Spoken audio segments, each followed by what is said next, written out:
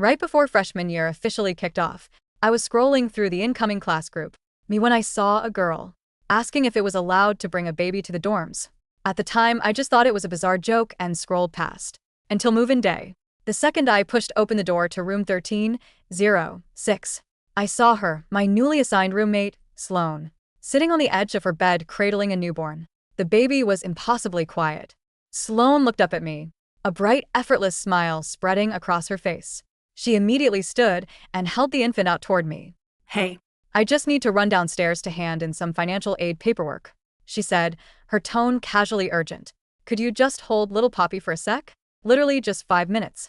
My hands were already lifting by instinct, but in the next microsecond, my vision physically glitched. A dense block of semi-transparent text materialized in the air, floating right between me and the baby. Do not take her. The baby is already dead. They killed her, and they're waiting to pin it on you. The second you take the baby, her boyfriend is going to kick the door open, start recording and frame you for murder. If you touch her, you go to prison for the rest of your life. My blood went ice cold.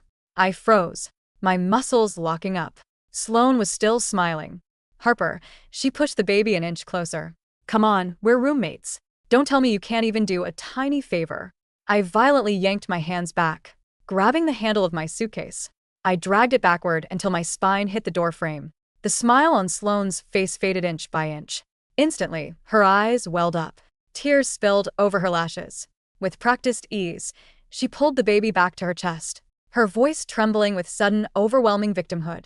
I literally just have to run down to the Ra's desk. I wasn't asking you to babysit for the whole day. God, you're making me feel so humiliated. My knuckles turned white on my suitcase handle.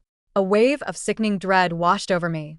If I hadn't seen those floating warnings, if I had just reached out like a normal person, my life would be over. Without breaking eye contact, I slid my phone out of my denim pocket, opened the camera, and hit record. I made sure to capture my own sneakers, the threshold of the door, and the edge of the pink blanket in her arms. Let me be completely clear, I said, my voice shaking but loud. I have no experience with infants, and I will not touch your child. You are her legal guardian. She is your responsibility. Sloan flinched, then acting as if I had just slapped her in the face. She let the tears free fall. Harper, I thought roommates were supposed to look out for each other. Why are you being so completely heartless? I didn't take the bait. I was terrified. She was wearing a wire. Worse, I was terrified. She'd take a perfectly normal sentence and edit it into, heartless freshman refuses to help. Desperate mom. The floating text was still flashing in my periphery. She's getting desperate. Get out of the room now. Find a hallway security camera. Look at her canvas tote bag. She has a second phone recording everything. Don't fall for it. I flicked my eyes past her. Over on the desk by the window, Sloan's canvas tote bag was propped open. Peeking out from the fabric was a black phone tripod. The camera lens was dead centered on me. The skin on the back of my neck crawled. This wasn't a spur of vehement favor. It was a trap. I slowly backed out of the room, positioning my body squarely in the hallway right under the ceiling. Security dome. If you need to hand in paperwork, you can carry her down with you, I said evenly, or call the baby's father or family or the resident director. Sloan's voice spiked shrill and frantic. She literally just fell asleep. It's a madhouse out there. How am I supposed to drag her through that? Then call the dorm staff to come up here? You're standing right here. Why can't you just be a decent human being? She started walking toward me. The pink swaddle was getting closer. I instantly raised my phone, pointing the lens directly at her. Do not step toward me. I do not consent to holding that baby. Sloan stopped dead in her tracks. Then she pivoted toward the open hallway and screamed at the top of her lungs. If you think you're better than me, just say it. Stop cursing my baby. It was moving day. The doors were already packed with parents, hauling mini fridges and stressed out freshmen. At her scream, the entire floor came to a halt. Heads popped out of doorways. Sloan sobbed, burying her face into the blanket. I just asked her to hold my daughter for 2 seconds, and she started saying, "There's something wrong with my baby," and shoving her phone in my face. The energy in the hallway shifted instantly. The murmurs started. A middle-aged mom frowned at me. "Honey, helping your roommate hold a baby isn't going to kill you, is it?" My chest felt tight enough to snap a rib, but I forced the words out on a loop. I have not touched the child. The baby's physical condition does not look right. I highly suggest someone call an ambulance immediately. Sloan shrieked, as if I had stabbed her.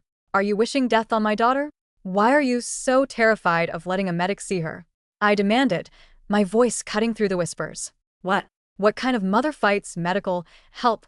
Sloan stammered, cornered Sarah Miller. The director of residence life came power walking down the hall. Seeing the crowd, her face paled. She looked more panicked than Sloan. Everyone clear the hallway. Put your phones away. This is a residence hall, not a circus.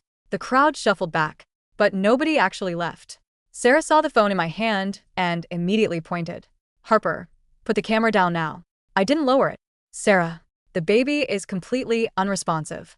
I have already advised the mother to call 911. Sarah scowled. What do you mean, unresponsive? Are you a pediatrician? Sloan? Wailed Sarah. I literally just wanted to run down to your office. Little Poppy was sleeping perfectly fine. And Harper just started attacking me and texting the group chat. The group chat. I hadn't even thought to leave a digital paper trail yet. Right in front of the Res Life director. I pulled up the freshman group. Me with one hand and typed gent. Infant in room 113-06 appears totally unresponsive. This is Harper Davis. I have not touched the child. Dorm staff and admin are present. I am advising 911 send. The chat instantly exploded. Wait, what? Who brought a baby, Harper? Don't joke about that. Sarah's face flushed with bureaucratic rage. Harper, do you have any idea what kind of liability you're creating right now? I stared her down. If the baby is fine, the EMTs leave. If the baby is dying, you delaying them is the liability. Sarah lowered her voice to a furious whisper. Sloan is a special admissions case. The dean of students is already trying to accommodate her. You need to show some grace. Grace doesn't mean taking custody of an unresponsive infant. Watch your tone, she snapped. She turned to Sloan, her voice dipping into that sickly sweet customer service register. Sloan, honey, don't cry. Just let me take a quick look at her. Sloan violently backed away. No, Poppy hates strangers. She'll have a meltdown if you wake her up. But the baby wasn't crying. The moment I walked into the middle of this screaming match, the baby hadn't made a single sound. Not a twitch, not a sleepy sigh, nothing. Brenda, the desk attendant, realized it, too. She tugged at Sarah's sleeve. Sarah, call 911. The baby's too quiet. Sarah hesitated. She looked at the dozens of cell phones recording in the hallway, then glared at me. Let me call campus health first. Do not call the real cops. The optics of police cruisers outside on move-in day will be a nightmare for the university. The floating text spiked in my vision. She cares about PR, not the baby. Do not let them handle this internally. I bypassed campus security completely and dialed 911. Sarah lunged for my arm. Harper, the dispatcher, picked up. I slammed it on speaker. 911. What is your emergency? Hi. I'm at Bridgewater University West Campus Hall Room 1300 hours. 06. There is a 2-month-old infant here who appears completely unresponsive. The mother is on scene and physically refusing to let anyone check the child's vitals. I am the roommate. I have not touched the child. The dispatcher immediately asked if the baby was breathing. I looked at Sloan. The dispatcher needs to know if your baby has a pulse. Show them. Sloan clutched the swaddle so hard her knuckles bruised, her voice cracking into a hysterical pitch. Why should I? I spent all night getting her to sleep. Who's gonna take the blame if you wake her up? Dispatcher announced paramedics were already rolling and told me to stay on the line. The floating text burned brightly. Call the police. If you don't involve the cops now, they'll say you stood by and let the baby die. Call the cops. Speakerphone. I didn't hang up. 911. Using my other thumb, I dialed the local precinct. Sarah looked like she was going to throw up. Harper, paramedics are coming. There is absolutely no reason to bring armed police into a freshman dorm. On move-in day. They're an infant in potential mortal danger, and a guardian refusing medical intervention. I said coldly, the police are necessary. Suddenly, Sloan lunged at me. It was like her legs just gave out. She pitched forward, essentially, throwing her entire body and the baby directly into my chest. In that split second, the blood in my veins turned to ice.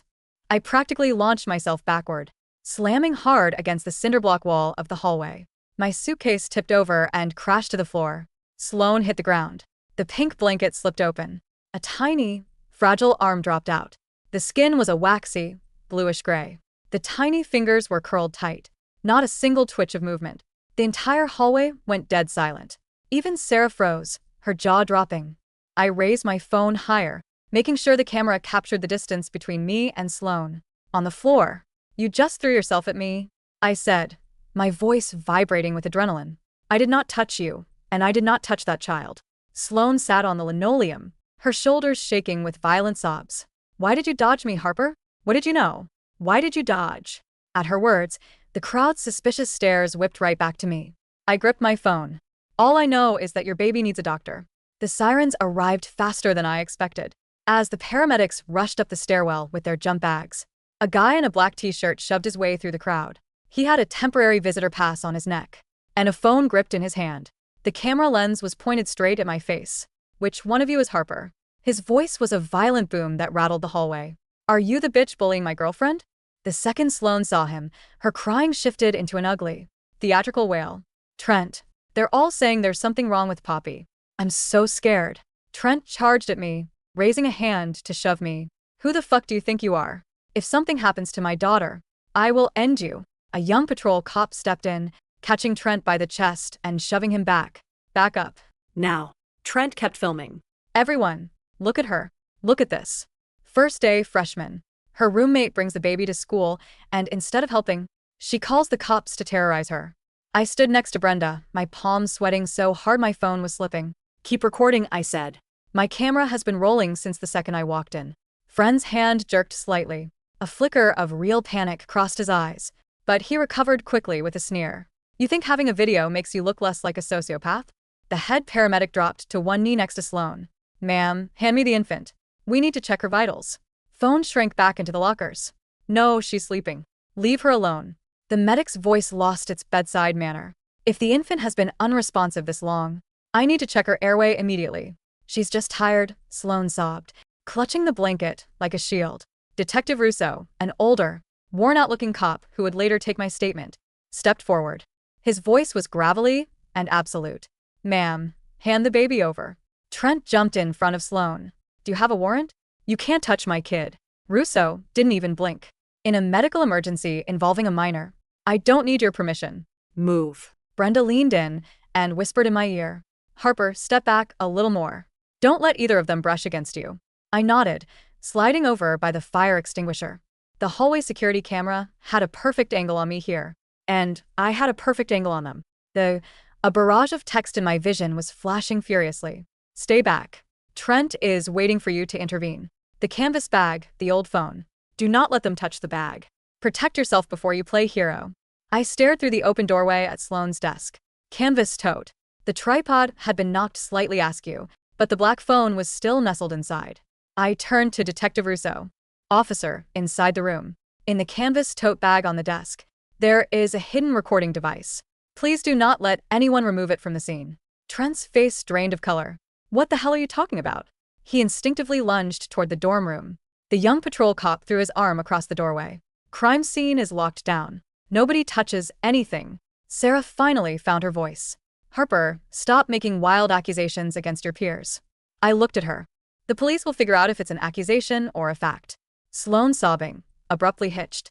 She gripped the baby tighter. The paramedic was done asking. Give me the child now.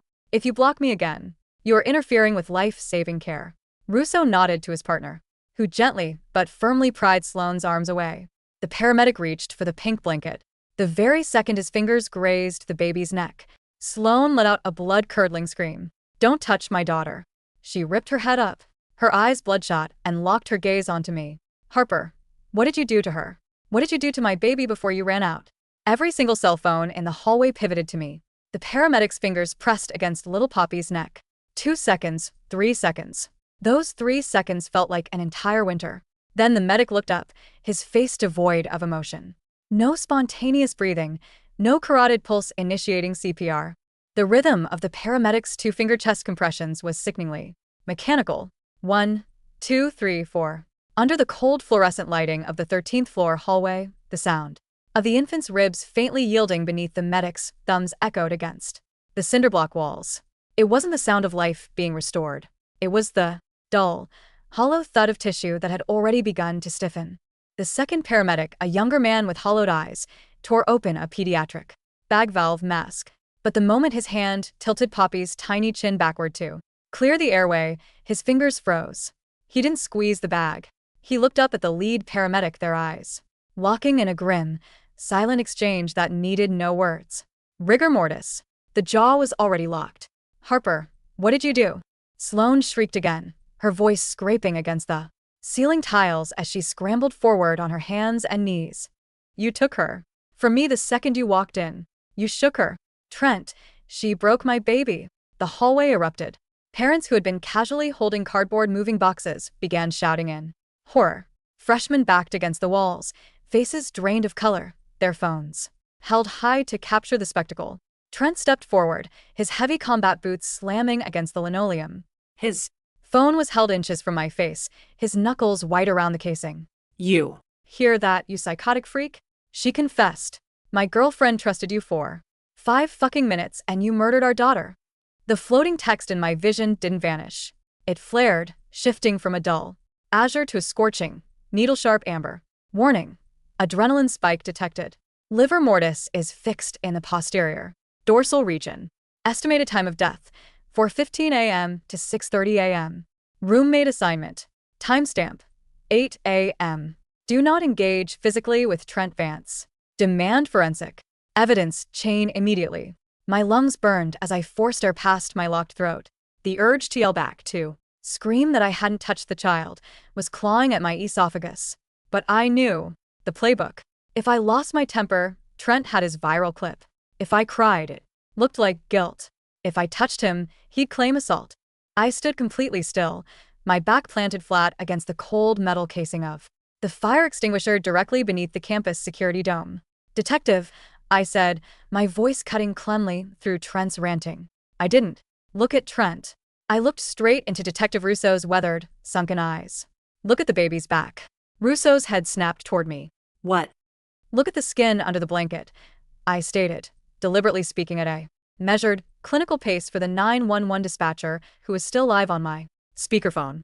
If an infant collapsed 30 seconds ago from an acute trauma in this room, livor mortis would not be set. Look at the hypostasis. The blood has already pooled. That child did not die in room 1306. The lead paramedic gently lifted the edge of the pink swaddle, exposing the infant's lower back and thighs. Dark, purplish-red discoloration was mottled across the rear of the child's body, flat, fixed, and completely inconsistent with a baby that had supposedly been breathing 5 minutes earlier. The medic stopped compressions. He slowly took his hands away and bowed his head. Time of death call, detective, the medic muttered under his breath, audible only to the front row of the crowd. She's cold. Rigor in the jaw and neck. She's been gone for hours. The silence that fell over the 13th floor was suffocating. Sloane's theatrical wailing choked off mid-sob. Her mouth remained open, her tear-streaked face freezing in a grotesque mask of miscalculated panic. Trent's camera hand twitched. The lens drifted downward an inch, his sneer faltering into an erratic, wide-eyed twitch. No, she was breathing in the car. Harper did something. She used a chemical, Quiet, Detective Russo barked. The weary, sluggish demeanor he had carried up the stairs evaporated in an instant, replaced by the razor-sharp authority of a veteran homicide investigator who had just smelled a setup from a mile away. Russo turned his back on Trent and signaled the 2 uniformed officers behind him. Lock this entire floor down, Russo commanded. Nobody enters, nobody leaves. Hallway is an active crime scene. Evacuate every student into the east stairwell. Lounge and take names, IDs, and dorm assignments. Now. Wait. Detective, please. Sarah Miller pushed her way past Brenda, her university lanyard swinging frantically. Her face was the color of skim milk. We have over 400 families trying to unpack. If you lock down West Campus Hall during move-in orientation, the press, the board of trustees.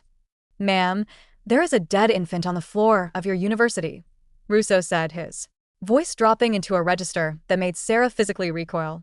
If you open your mouth about PR one more time, I will cuff you for obstructing a felony investigation. Officer Miller, escort the director out. Wait, I called out, raising my phone. Detective Russo, the tote bag on desk. 2. Before anyone steps in there. Trent lunged toward the doorway of room 1306. That's my girlfriend's private property. You can't search that without a...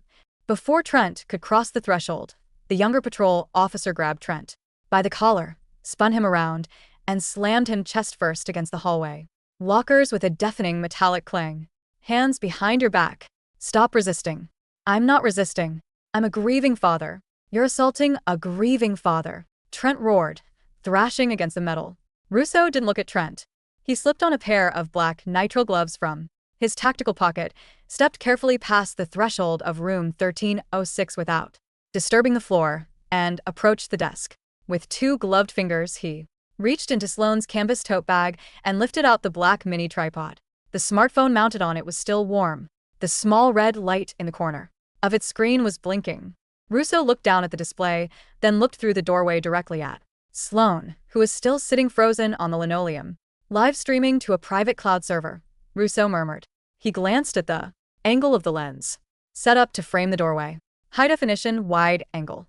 The floating text in my vision pulsed twice, fading into a sleek, minimalist Sidebar. primary evidence secured. Potential tampering attempt neutralized. Current survival probability 88%. Remaining threat, coroner's preliminary report, and institutional cover-up. My hands were shaking so violently I nearly dropped my phone. I lowered myself slowly onto my overturned suitcase, keeping my hands resting completely open on my knees in full view of the ceiling security camera. I looked at Sloan. The tears on her cheeks were drying. Her eyes weren't filled with the agony of a mother who had just lost her child. They were filled with the cold, venomous fury of a predator whose snare had snapped shut on an empty trap. The Central Precinct's interrogation wing smelled of stale floor wax, ozone from outdated laser printers, and burnt coffee. It was 4:30 p.m. 4 hours had passed since the lockdown. I sat in interview room B. They hadn't handcuffed me, but the heavy steel door was locked from the outside. Across the metal table sat Arthur Vance, not a relative of Trent, but the chief legal counsel provided on emergency retainer by my father's union insurance. Next to him sat Detective Marcus Russo. A manila folder rested between us. Let's go over it one more time, Harper, Russo said, flipping open a yellow legal pad covered in tight, messy shorthand. You received your dorm assignment 3 weeks ago via the student portal. Yes, I said. My voice was hoarse. Every swallow felt like sandpaper. Room 1306, West Campus Hall. I didn't know Sloan Vance or Sloan Gallagher, whatever her legal name is, prior to seeing her message in the freshman group me on August 12th. And that message was? She asked if the dorms had nursery accommodations or if infants were allowed in single occupancy shared suites. I thought it was a troll. I didn't reply. Russo tapped his pen against the table. You entered the room at precisely 11:42 a.m. today. Brenda, the desk clerk, logged your keycard swipe at the main entrance. At 11:38, the security camera outside room 1306 captured you turning the corner. At 11:41 and 50 seconds. The floating text, which had hovered quietly in the corner of my vision like a faint heads-up display, flickered into focus. Audio recording in progress. Precinct interview room B, Detective Russo's heart rate 72 BPM, calm, objective. Primary vulnerability. Unregistered phone calls. Made by Sarah Miller at 1:15 p.m. And within 6 seconds of you opening that door, Russo continued, his eyes locked on mine. Sloan Gallagher attempted to place the infant in your custody. Yes. Why didn't you take her? Russo asked.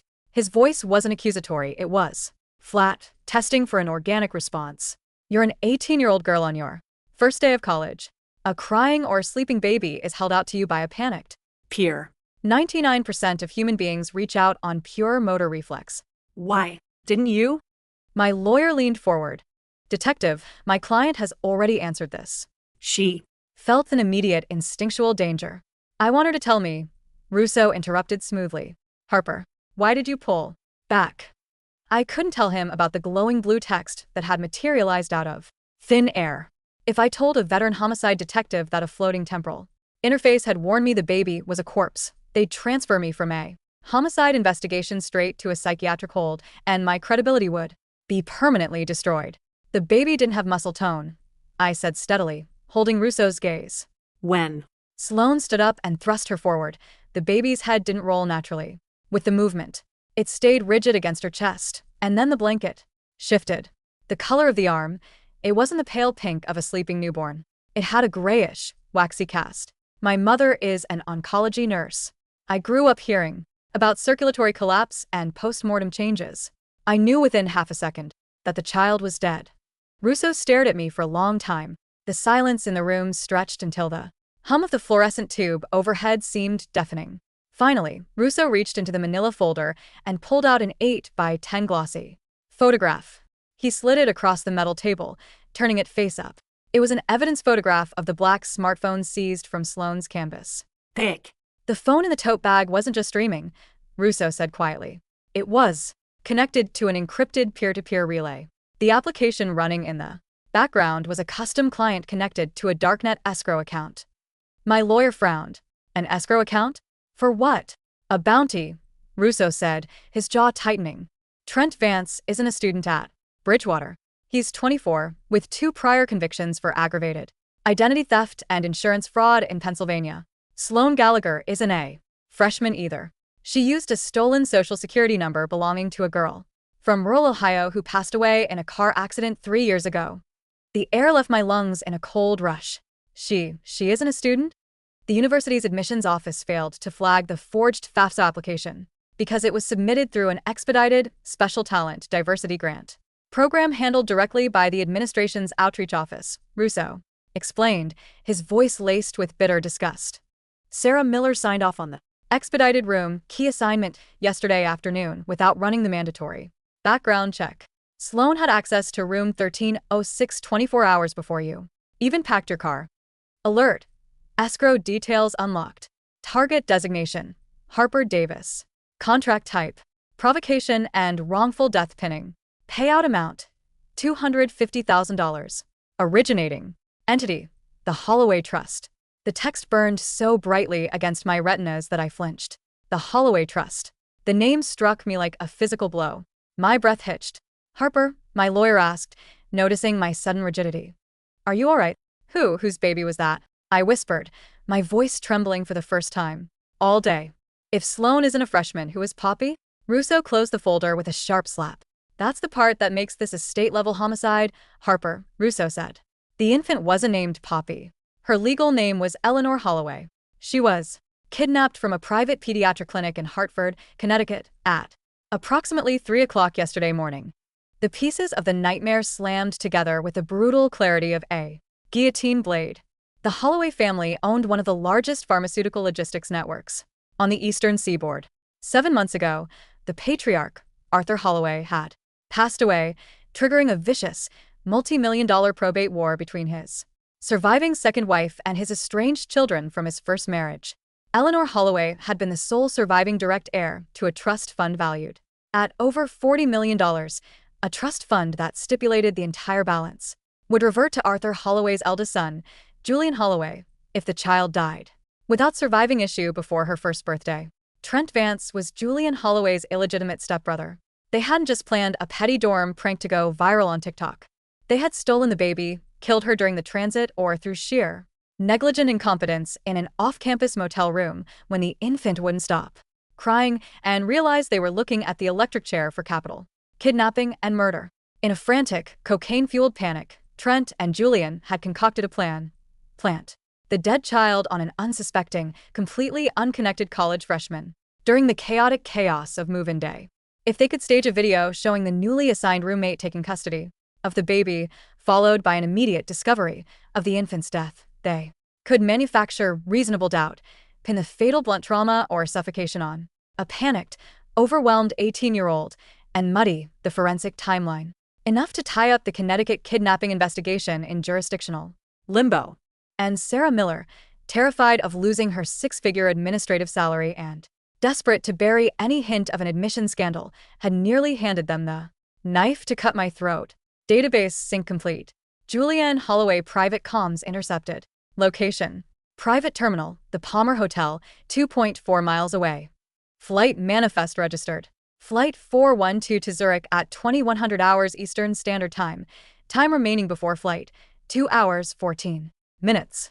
The floating text was no longer just warning me, it was feeding me live, tactical intelligence.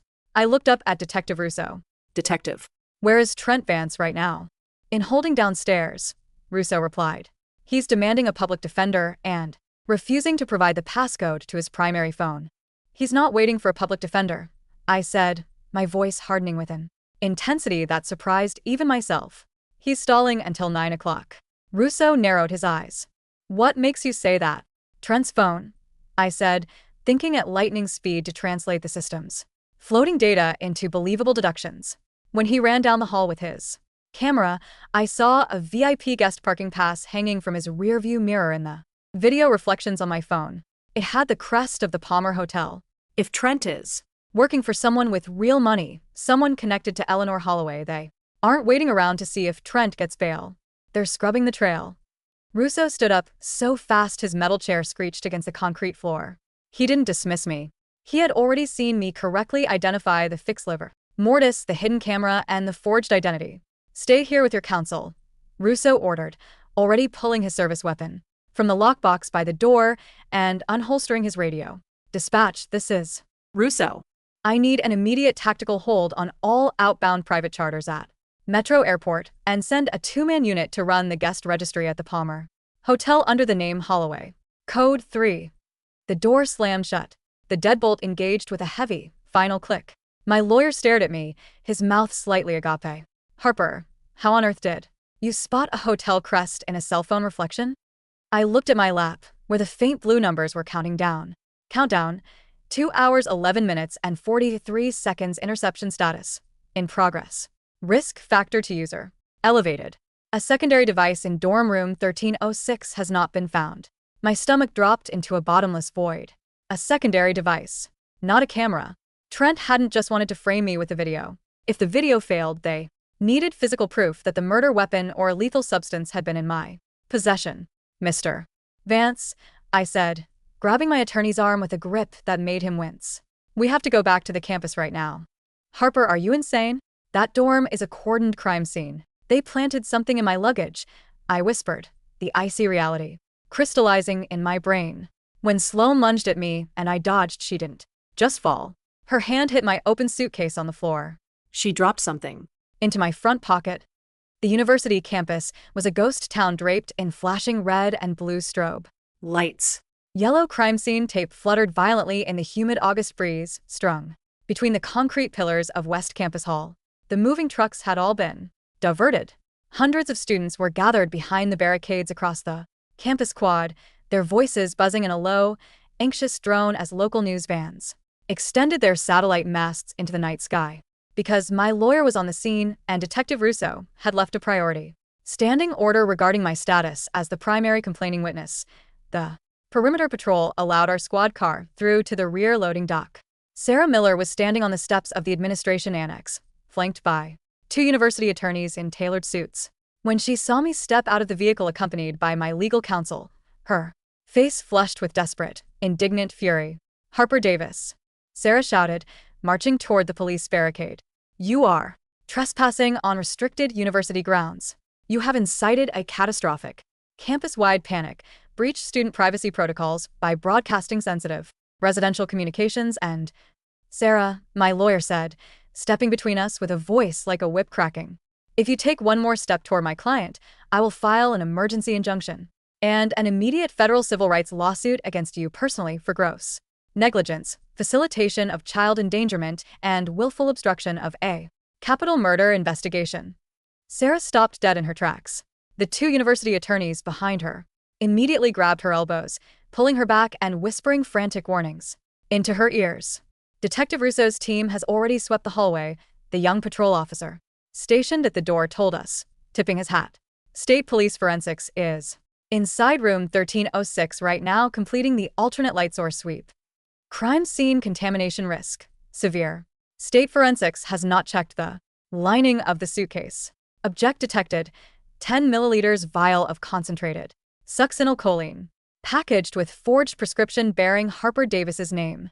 My heart hammered against my ribs like a trapped bird. Succinylcholine, a paralytic agent used in anesthesia, completely undetectable on standard toxicology screens unless specifically targeted. It caused respiratory arrest within minutes while leaving no obvious signs of trauma. The exact drug used to quietly stop Eleanor Holloway's breathing without leaving bruises on an infant's skin. If the state police found that vial inside my luggage during the secondary inventory search, no amount of security camera footage would save me. They would argue that I was the supplier, that Sloan was an unwilling accomplice, or that the whole thing was a coordinated black market sale gone wrong. Officer, I said, keeping my breathing completely level. My personal belongings, specifically my primary blue canvas roller bag, are still lying open on the threshold of room 1306. I need to observe the chain of custody logging to ensure none of my personal identification documents are mixed with the suspect's items. The officer hesitated. Miss, the state techs are pretty strict. Under State Criminal Procedure Rule 402, my lawyer asserted smoothly, the defense is entitled to contemporaneous observation of on-scene physical evidence. Categorization when the property owner is present. Step aside, son. We took the freight elevator up to the 13th floor. The stench of chemical dusting agents and ozone hung thick in the corridor. 2. Forensic technicians in white Tyvek suits and boot covers were kneeling inside room 1306, snapping macro-flash photographs of the linoleum floor. My blue suitcase lay on its side just outside the door, exactly where it had crashed when I launched myself backward against the wall. Target object location, exterior zipper pocket, beneath the embroidered luggage. Tuck. Fingerprint residue on vial, Sloan Gallagher, right thumb index. Probability of tampering by state tech, 0. Action. Preserve forensic integrity before movement. I didn't touch the bag. I didn't step close enough to shed a single hair. Lead tech, I called out firmly from the hallway. A woman with a high ponytail and protective eyewear looked up from her camera. Who authorized civilians on this floor? Clear the hall. I am Harper Davis, I said, pointing a steady finger toward the outer pocket of my luggage. Do not move that suitcase without a sterile evidence kit. Sloan. Gallagher slipped an object into the exterior unzipped pouch when she threw herself to the floor at 11:44 a.m. It contains an illicit substance used to poison the victim. The lead technician froze. She lowered her camera and looked at the patrol officer standing behind us. The officer nodded curtly. She's the one who called the liver mortis and found the streaming rig, Cheryl. Listen to her. The technician immediately pulled a fresh pair of purple nitrile gloves from her kit, accompanied by a sterile macro collection tube and an electrostatic dust lifter. She knelt beside my suitcase, angled her portable LED wand directly into the unzipped nylon pouch, and carefully parted the fabric with a pair of silicone-tipped forceps. Deep in the fold of the pocket, nestled beside my spare dorm room keycard, was a small amber glass vial with a white rubber stopper. Taped around the glass with clear cellophane was a faded pharmacy label bearing the typed name, Harper Davis, Biological Research Compound. The technician looked up at me through her protective goggles, her eyes wide with shock. The label is fresh, the tech whispered, running a portable ultraviolet wand over the adhesive. The glue hasn't even fully cured. There's a distinct latent thumbprint on the underside of the tape. Run the latent against Sloan Gallagher's right thumb, I said. My voice was completely calm now, cold, precise, and unshakable. You'll find her ridge details under the adhesive, along with Trent Vance's epithelial DNA on the Robustaba. threat neutralized. Evidence corroboration, 100%. Primary suspects in custody. Conspiracy linkage, secured. The floating text began to slowly dissolve, the bright blue letters breaking apart like embers in a rising wind, drifting into the corners of my vision until the air before me was completely, perfectly clear. At 8:45 p.m., 25 minutes before Flight 412 was scheduled to take off from the private executive terminal at Metro Airport, Detective Marcus Russo and a team of 12 federal marshals breached Suite 402 of the Palmer Hotel. Julian Holloway was found sitting on a leather sofa with a glass of scotch in one hand and an encrypted satellite phone in the other. 2 aluminum briefcases, packed with bearer bonds and 4 forged European passports, were resting open on the king-sized bed. He didn't fire a shot. When the marshals slammed him face down onto the plush carpet and Detective Russo laid the photos of the amber vial, the streaming rig, and Trent Vance's text logs across the glass coffee table, Julian didn't even ask for a lawyer. He knew Trent's sloppy, panicked execution had doomed them all. By midnight, the full story was laid bare across the state police dispatch terminals. Eleanor Holloway had been stolen from her crib in Hartford 48 hours earlier in a desperate bid by Julian to force his stepmother to sign over the estate's voting shares. But Trent and Sloan, tasked with keeping the infant quiet in an off-campus motel room outside the university, had panicked when the Baby developed a high fever and began crying incessantly. Fearing the motel neighbors would call the police, Trent had administered a crushing dose of succinylcholine to stop the crying, completely ignorant of the fact that the drug would paralyze the child's diaphragm within 3 minutes. When they realized the baby was dead, Trent had called Julian in hysterics. Julian, ruthless to the end, had refused to pay the remaining $200,000 extraction fee unless they staged a cover story that could deflect local police until he boarded his flight out of the country. They chose Bridgewater University because Sloan had already obtained a fraudulent student ID using a deceased girl's identity. They targeted room 1306 because it was an isolated corner room at the end of the 13th floor. The perfect blind spot. They thought I would be a terrified, naive freshman who would instinctively take the baby, cry on camera, and crumble under the weight of an aggressive interrogation. They thought I would be their scapegoat.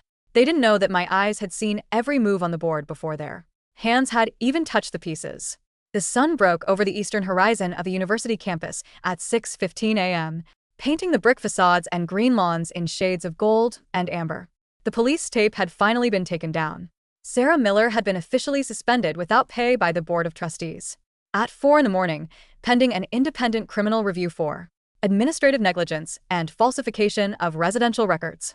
The dean of students had personally delivered an official, written apology to my family, accompanied by a full 4-year presidential scholarship and an offer for a private single room in the honors pavilion across campus.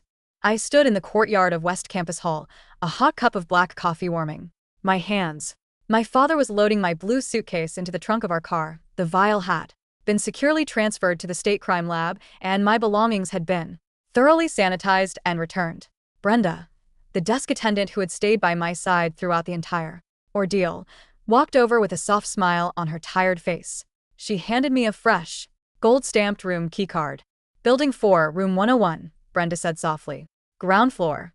Big bay window, overlooking the botanical gardens. No roommates, just peace and quiet. Thank you, Brenda, I said, taking the key, for telling Sarah to call 911. 4.